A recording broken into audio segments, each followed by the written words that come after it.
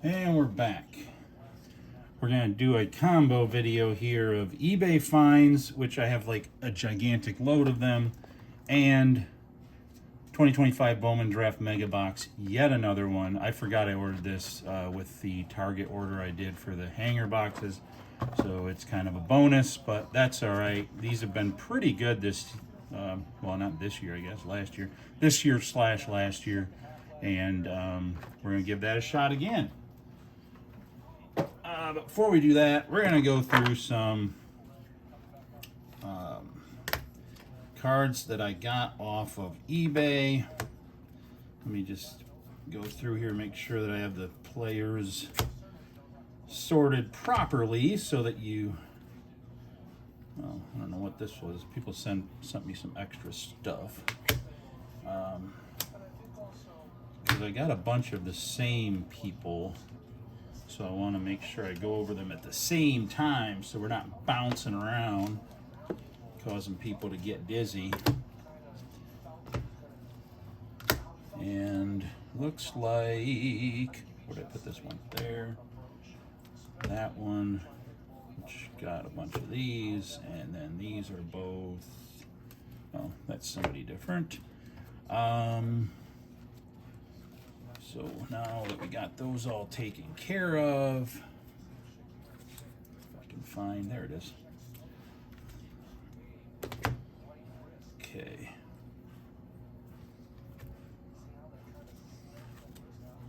Oops. Got some cool looking ones. Not players that anybody nowadays is going to jump up and down about, but we'll go ahead and get started. So the first guy that I got some cards of is Mr. Daisuke Matsuzaka. He was a big rookie back in the day, and this is a rookie card of his from Upper Deck, and this is a Upper Deck 2007 Elements, numbered 167 to 550. He was considered to be the prodigy of the 2006 through 2008 era. In addition to that one, I have a, trying to get it out of the sleeve if I can in a reasonable amount of time without getting freaking tape all over me, because everybody's got to put tape on them. This is a Flair Showcase. Yes, Flair, but it's made by Fleer, so it's the same thing. And this is a World Baseball Classic from 2006. So just before he debuted in the MLB. It's in really good shape too, so I don't want to mess it up. This is a last, well, no, I have one more, but, well, we'll do this one first. This is a Topps Sterling that is also numbered. And this one is a little bit on the thick side. It's a Topps Sterling from 2007. It doesn't have the rookie logo on it, but I don't know if Topps Sterling put rookie logos on. But it's kind of cool. It looks like a picture in a frame, and it's a really nice picture. Numbered 48 of 250. And last but not least, we have a, this is the first ever, I guess I could almost call this a special edition video. This is the first ever graded card that I bought. By rule, I don't really buy graded cards, and the ones that I would want would be too expensive. And but this one is a 2007 E-Topps of Daisuke Matsuzaka, and it's in the 1985, which is like my second favorite Topps design, and it's in a 1985 looking card. It does have the rookie logo, and it is graded 9.5. It got 9.5 on edges, corners, surface, and it got a 10 on centering. And it is numbered 1464 of 1499. The only problem with it is it has a scratch up on the top of the slab, I guess you would call it. But this is a graded 9.5 of a Daisuke Matsuzaka E-Tops rookie. So that will not be going in the binders. It will be going with the other graded card that I got. The next set of stuff we got here, we got a bunch of Tarek Skubal stuff that I saw online. I'm not going to put them all out on but I got a bunch of, I think there's about 20 or so of them here of the 2025 Bowman card. Not a rookie or anything, but I just wanted to get some additional Tarek Skubal cards, and they were at a decent price. And then we have probably the one that I was looking for when I came across those. This is a 2025 Tarek Skubal Mojo refractor. Just adding some Tarek Skubal. And they sent me with that some just nonsensical cards. They sent me a Nico Horner Big League from 2023. They sent me a Ellie De La Cruz Stars of MLB. I believe this is the 2025 version. I don't know, is it? Maybe. I don't know. It's either 2024 or 2025. I think it's 2025. I'm getting messed up because now their Stars of MLB for 2026 came out. So, and they all kind of look the same. So we'll put Ellie out there. Why not?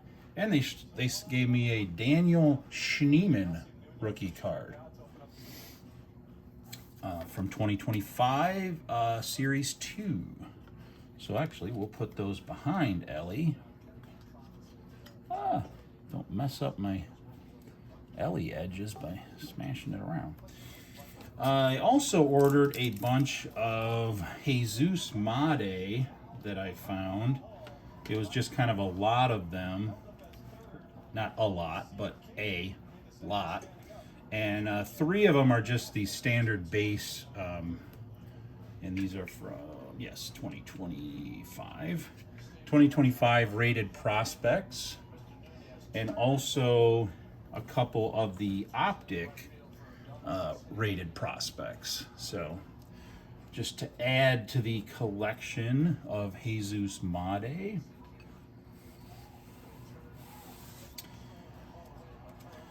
Also ordered this is another one that's kind of on the thick side. So this is a Andrew Miller rookie card from 2007 Triple Threads. Kind of a nice, I just liked the card when I saw it, and I'm not going to buy a box of Triple Threads because that's just enormously expensive. But Andrew Miller was one of the can't miss pitching prospects from that era. I think he went on to have a decent career. I think he got traded to like the Marlins or something. I think he ended up with Boston, but nice signature. I like the card. I like that it has RC in it with the logo in the middle. It's just kind of a cool looking card, and let's see if it's says anything about whether the material was. No, it doesn't say anything about the material. It looks like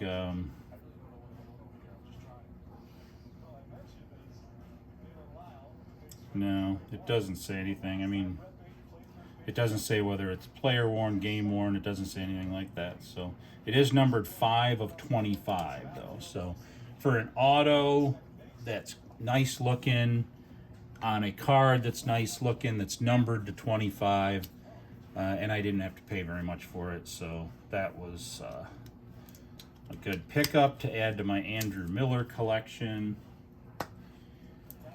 And the next guy up is Mr. Glenn Perkins. And this card is number 200 of 299. This is from a little before that era, but right around the same era. This is a 2005 Topps Finest, which is a kind of a cool looking card. And that is Mr. Glenn Perkins, who was a very good minor league pitcher, and was a pretty decent pitcher for the Twins when he got called up. And they sent me a bunch of other stuff with it. They sent me some, I haven't even went through it all. They sent me a 88 Fleer, which is one of my favorite designs. The 88 Fleer, this one of Dan Gladden. They sent me a Diamond Kings from 88 Donruss of Gary Gaetti. And a I think this is 89. No, it's 88. 1988 score, Howard Johnson. Sent me some more stuff in a second sleeve. I gotta look this is a 1982 Donruss. I don't think I have any 1982 Donruss of Fernando Arroyo. Another couple 89 or 88 scorecards. One of Roy Smalley and another of Joe Niekro. So yeah, some nice vintage junk wax era cards. I can put with the other ones. Use them for TTMs around sometimes. But the other Glenn Perkins card I got, this one is a Topps Pristine from 2005. So it's still, technically it's a rookie, but it doesn't have the rookie logo on it. But this one is a number 390 of 497, and it is autographed by Mr. Perkins. And it's got the same autograph, oh my gosh, and I throw it around. It's got this, and then the stand, I got some more stands, you might be able to tell, and of course I didn't have it ready. So Mr. Perkins on a Topps Pristine, which is another one of those kind of luxury brands that no sense in paying all the money you'd have to pay for a box of those. Just get the cards you want. I'm going to take some of these stands off of the stacking so that I don't throw cards around trying to get into them here. And I got two more of the Bly Madris. I don't know, I'm probably saying it wrong. A couple more of those Topps Now. I had one of the Topps Now that I displayed before. This is the same one, essentially.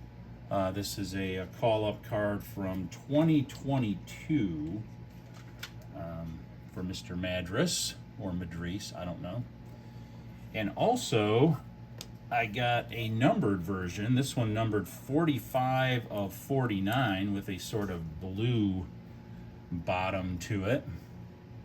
So just adding to the little mini collection of Bly Madris that I decided to get.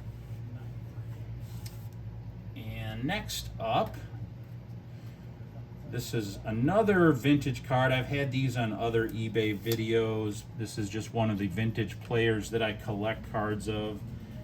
Generally, the cards are not going to be in great condition because it is kind of an older card, and I'm not really going for graded stuff, really just adding to the collection of one of my favorite vintage players, favorite Tigers, and someone who recently passed away, so may he rest in peace, Mr. Mickey Lolich. And this one is from the 1964 Topps. That would be his rookie card. Back in those days, they didn't have a rookie logo. But Mickey Lolich was one of the best pitchers of all time. Should be in the Hall of Fame, but he's not. And fan favorite in Detroit. One of the vintage guys. And I'm able to get, because he's not in the Hall of Fame, I'm able to get his cards at a decent price, although him passing away has caused the prices to go up a little bit, but not too terrible. Given how good he was, you're still getting it at a bargain. Next up, we have the USC 45 numbered cards from 2025 Update Chrome that I'm collecting.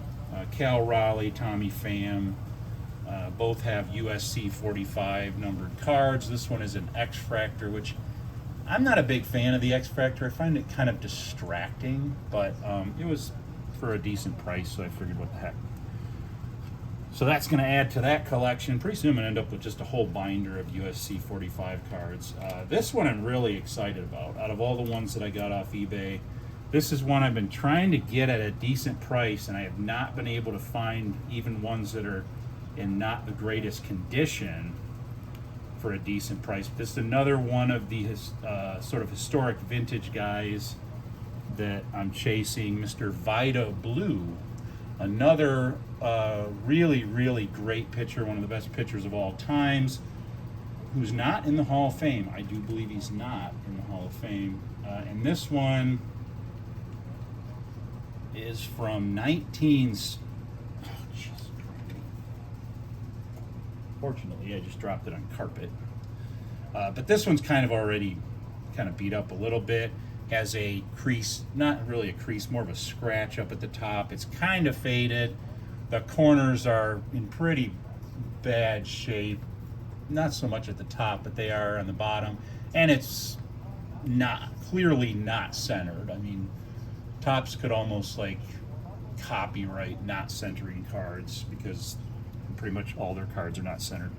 I don't understand why. It doesn't seem like rocket science, but anyway, I wanted to start a Vida Blue collection of his rookie cards.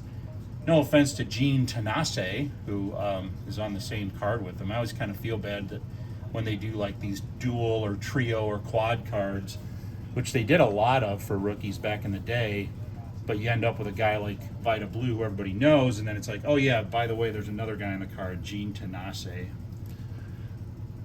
We don't know who he is. So that's going to go into the binder. And I also got some cards with it. They sent me some 19, I think they're 92, Stadium Club. This is a Dan Bilardello. I'm not sure who he is. This is a Casey Condali, or Condale. I don't know how to pronounce that. These were kind of cool because not only was the logo cool and the photographs were really great, but they also had like cool information on the back, and they had sort of their I don't know if that's the rookie card for the player or what, but it might be like their first Topps card. Yeah, it is a rookie card. So it says rookie card there on the bottom. So if you wanted to know what their rookie card was from Topps, you just turn it over, and that's what their rookie card is. So that's kind of cool. And this is a Mel Hall, and you can see his rookie card there in the back. And Mr. Marvin Freeman, and he is looking serious in that picture. And his was actually in 1989. I have that card. So Marvin Freeman. And they sent me a puzzle piece. This one is the I believe it's the Stan Musial. Yeah, the Stan Musial puzzle. I have a bunch. I actually made the puzzle for Stan Musial, and I think Warren Spahn was the other one from 88 and 89, Don Russ. I can't remember. One of them I'm missing like a few pieces, but and then I have a bunch of just cards like this where the puzzle's not cut out. I think there's one puzzle card that was a little shorter in shorter supply where it has like some value, but we're talking like, you know, $2-3 value. We're not, or $1 to $2 value, not value. But for vintage, for junk wax era, that's pretty good. And last but not least, similar to Mr. Miller and Mr. Glenn Perkins era, here's another picture. And this one was just a cool card that I found. It is a USA Baseball And I can't remember who was making USA Baseball back then. Doesn't look like, it doesn't have a Upper Deck or a Topps or a Panini logo on it, but it's a I almost thought there was a crease in it, but it looks like the creasing is from the relic itself. But this is cool because it's a bound for Beijing USA Baseball Materials card.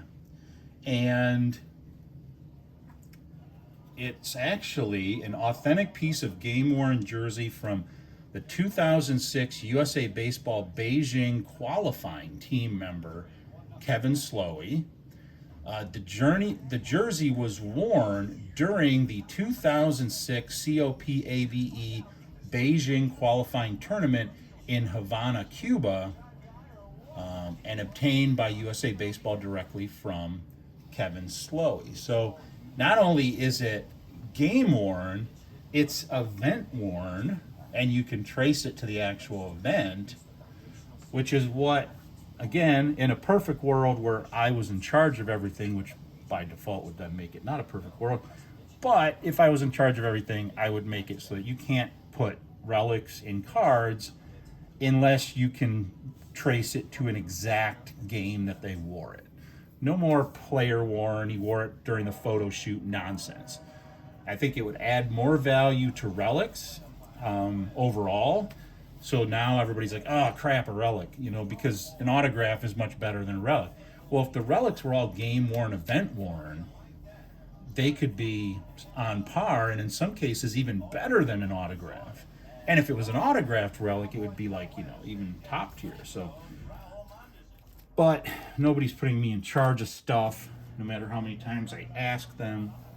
So, oh well.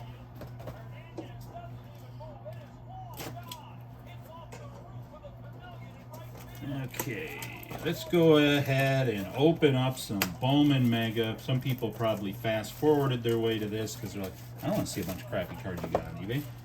Open the box, damn it. We want to see if you got a one of one, whatever, blah, blah, blah of something. So let's just quickly go over for all the people who don't know what the Bowman Draft Mega Box, even though I have opened like 4 of these, I think, maybe 5. So you should really get caught up in your videos.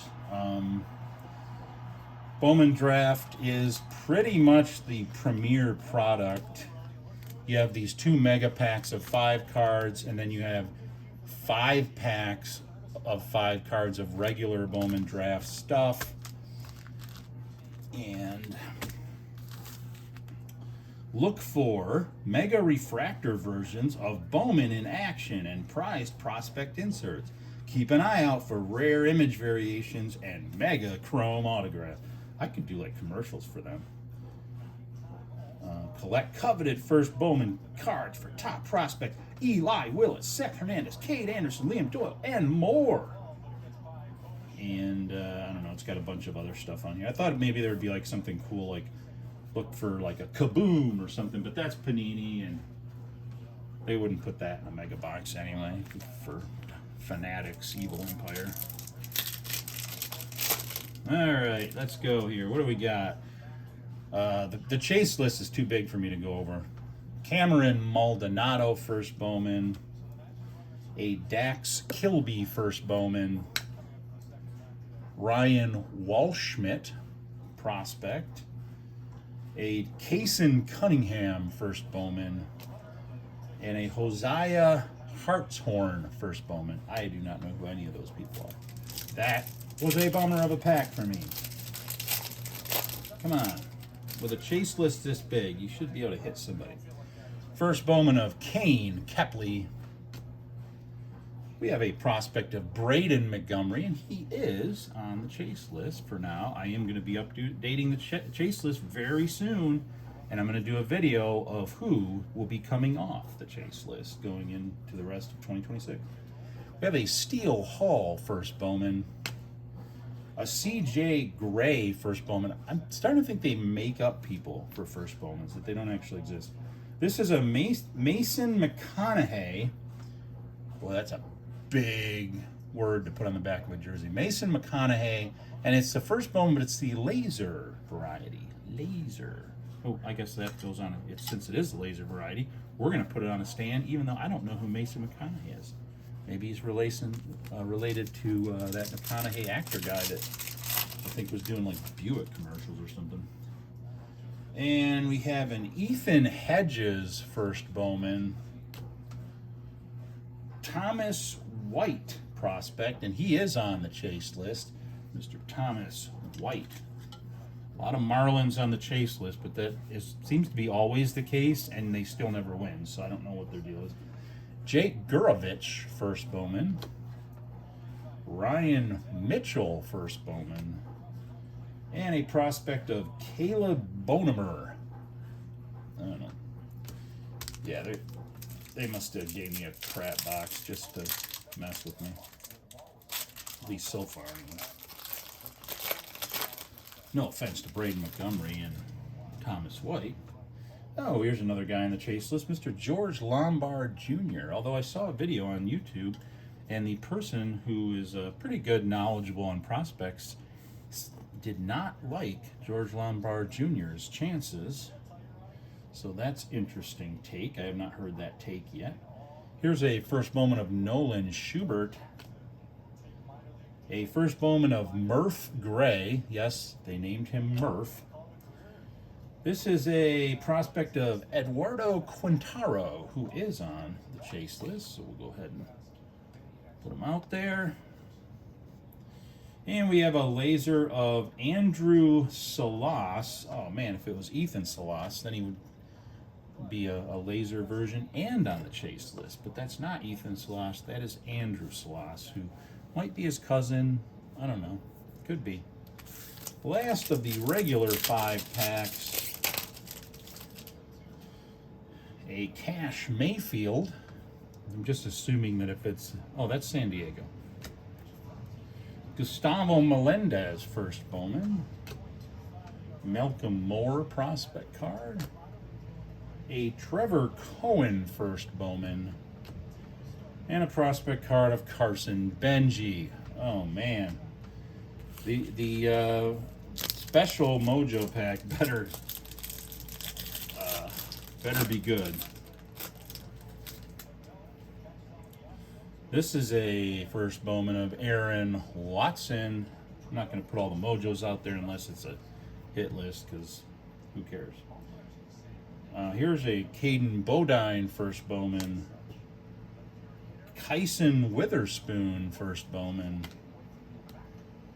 Seth Hernandez, he is one of the guys a lot of people are chasing. He's not really on my chase list, but not terrible.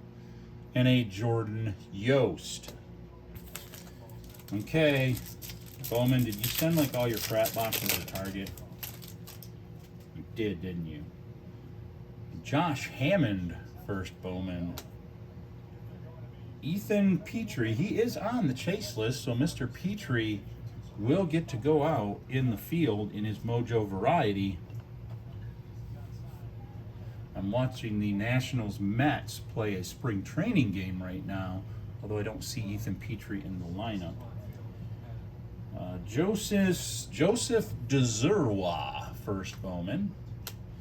And we have a numbered card, numbered 30 of 75 of Ethan Frey. Do not know who that is, but since it is numbered, it's going out there anyway. And we have a prized prospect mojo of JoJo Parker. I don't know who he is either, and we're not going to put him out there. So, boy, what are we going to grade that nonsense?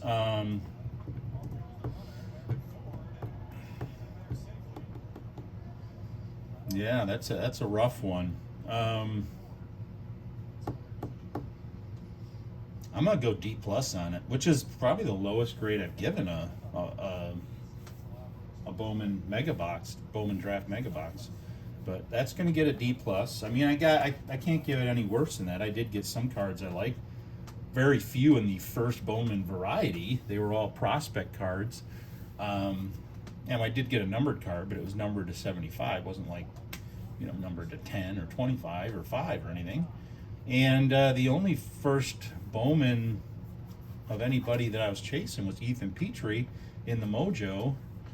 lot of mojos of people I've never heard of. So one of the downsides of Bowman Draft is you are going to get a lot of people that you've never heard of, and you probably won't ever see play professional baseball, which seems odd for a baseball card, but that is the case.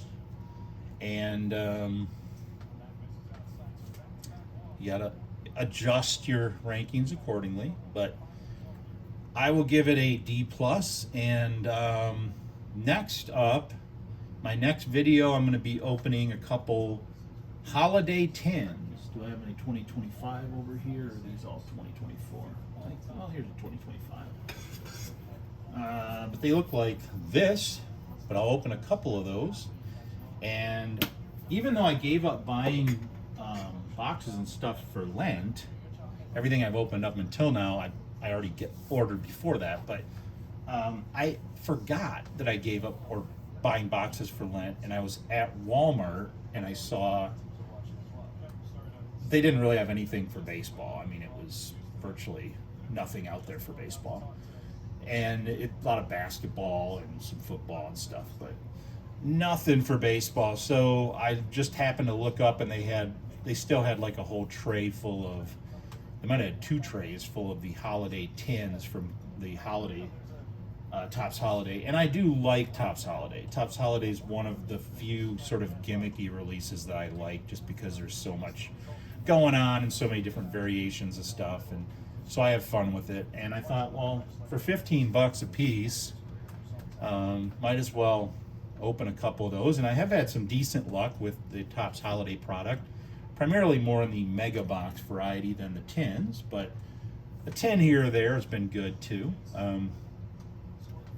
If I pan over, you'll see the 2025 mega box is on the wall over hither, and I think there's another holiday box in there somewhere out near the back. But it's a more of a fun product, and if you are paying $15 a piece, but I didn't realize I had given it up for Lent until I was walking out to the car, and I was like, dang it, I wasn't supposed to buy that.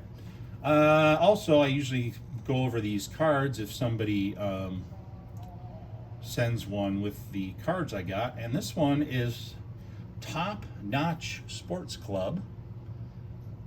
So I guess if you want to, it says Top Notch Investing. I don't know if I would want my investment advisor to be like, okay, let's talk what baseball cards we should put in your portfolio, because that's I can go over this on a different video, but baseball cards should be for fun, not investing. Very, very few people make money buying and selling baseball cards. Very, very few card shops end up making money buying or selling baseball cards. Usually they make most of their money selling Pokemon and stuff. But it's not a very safe investment, and it's one that most people lose on. You don't hear a lot about the people that lose, because people that lose on it don't post YouTube videos about how they lost. They all post videos about how they're a millionaire, but they're not. In order to make money, like with baseball cards, as a true investment, you're talking about investing in extremely expensive cards that are in really great condition that'll cost $10,000-$15,000, and putting it in your safe along with your gold coins and all that kind of stuff, and your silver and your stocks and bonds. And it can be a way to make money if you buy something extremely rare, very vintage, $10,000 to $15,000 range, of like a Mickey Mantle or something like that. But it's outside of that, you're really just paying a lot of money for a piece of cardboard and hoping you can sell it for a little more money than you paid for it.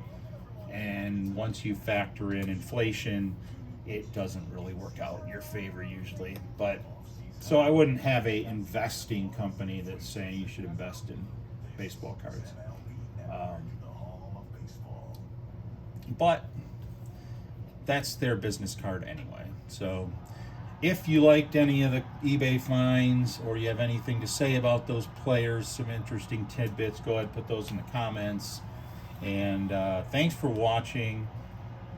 Go ahead and give it a thumbs up if you're feeling generous.